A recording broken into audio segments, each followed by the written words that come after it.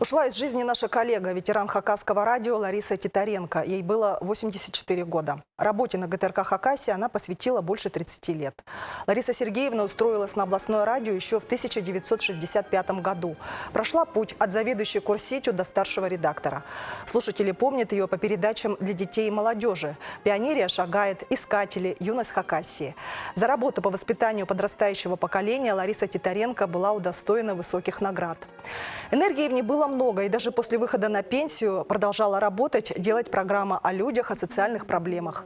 В памяти коллег Лариса Сергеевна останется жизнерадостным, активным человеком, надежным другом, про каких говорят душа коллектива. Прощание состоится 22 января с 10:30 до 11:30 в зале городской ритуальной службы на Кожевиной, 34.